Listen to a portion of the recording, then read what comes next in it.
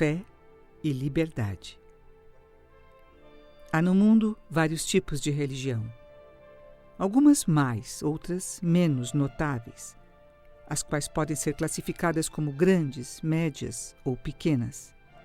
Todas, sem exceção, se consideram superiores e julgam as demais inferiores. Por essa razão, proíbem os adeptos de manter contato com as outras, afirmando que são crenças demoníacas. Além disso, temem o próprio Deus no qual acreditam e dizem que não há salvação para quem divide a sua fé entre dois credos. Algumas religiões são nesse aspecto extremamente rigorosas, a tal ponto de os seus pregadores ameaçarem com terríveis infortúnios, doenças graves, perda da própria vida ou até a morte de toda a família, caso algum de seus membros manifeste o desejo de converter-se a outra crença. Por incrível que pareça, essa espécie de fé, bastante comum nas veneráveis e antigas religiões, ainda hoje se manifesta até nas mais recentes doutrinas. Vemos assim que, em matéria de liberdade de pensamento, há muitos pontos para aprimorar, pois persistem resquícios de feudalismo não só no campo social e político, mas também no religioso. Por isso quero esclarecer a questão da liberdade da fé. Nenhuma instituição religiosa deve jamais cercear o livre arbítrio de seus membros com o objetivo de defender os próprios interesses. E ameaçá-los com castigos de ordem espiritual é um ato realmente imperdoável. Vou citar um exemplo para elucidar bem essa questão. Certa vez uma pessoa procurou-me dizendo que há muito tempo fazia parte de um núcleo religioso, mas apesar de uma devoção fervorosa, lutava constantemente com problemas de doença e a família não conseguia livrar-se da purificação da pobreza. Tais fatos a fizeram ir aos poucos perdendo a fé. Quando, porém, quis abandonar a crença que professava, o dirigente a ameaçou com predições terríveis. Por isso, incapaz de tomar uma decisão, viera consultar-me. Expliquei-lhe, sem receio, que a religião a qual pertencia não ensinava a verdade. Portanto, quanto mais cedo a deixasse, melhor seria. Infelizmente, há no mundo religiões que recorrem ao terror a fim de impedir a redução do número de seus seguidores. Na messiânica, contudo, há absoluta liberdade de ação e os adeptos podem tomar a decisão que desejarem. Ainda mais, sempre digo aos membros que procurem conhecer outras organizações religiosas. Se encontrarem alguma que julguem superior à messiânica, podem a ela converter-se sem medo de incidir em pecado. A vontade de Deus é exclusivamente que os homens se salvem e se tornem felizes. Olá, novamente reunidos para estudarmos os ensinamentos de Meishu Sama.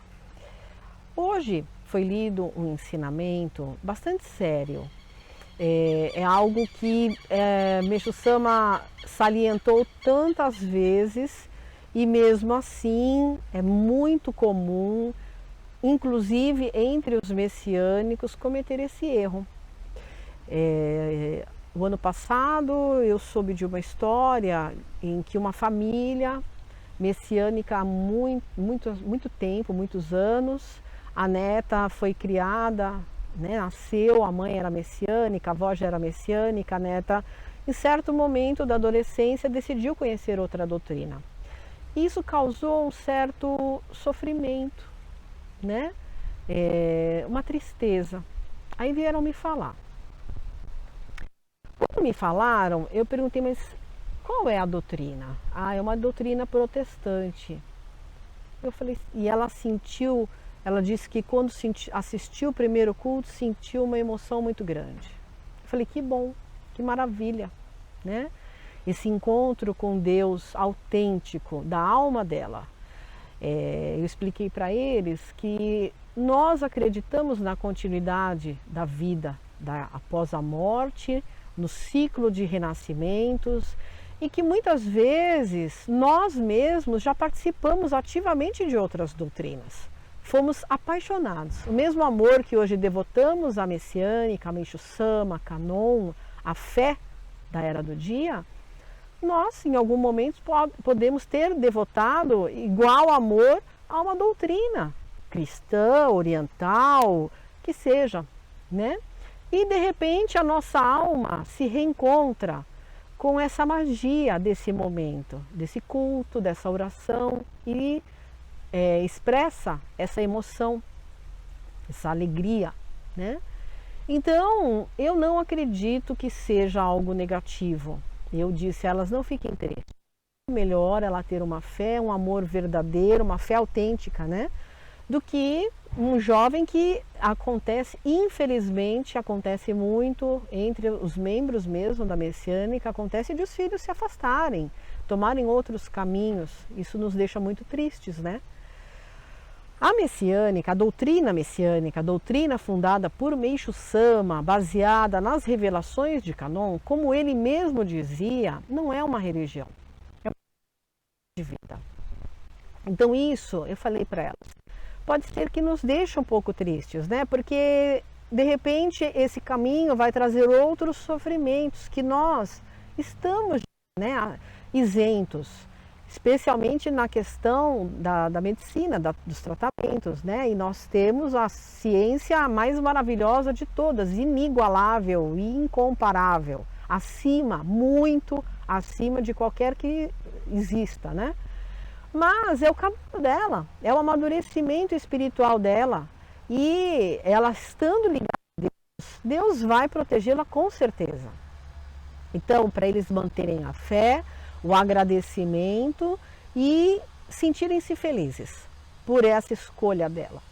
Apesar de que eu, como mãe, no meu coração, entendo.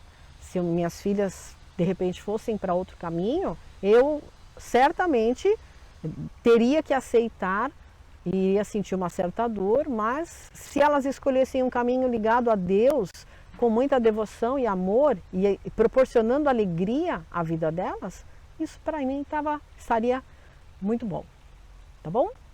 Então, nós temos que apoiar as pessoas que estão em conversão, tanto as que vêm para cá e estão sentindo culpa em relação às suas doutrinas anteriores. Todos nós viemos de uma doutrina anterior, né? Alguns talvez nasceram já de família messiânica, mas acredito que a grande maioria veio de outras. E também a conversão dessas pessoas que deixam de acompanhar Meishu Sama para seguir outros mestres. Tá bom? Essa é a nossa missão. Muito obrigada.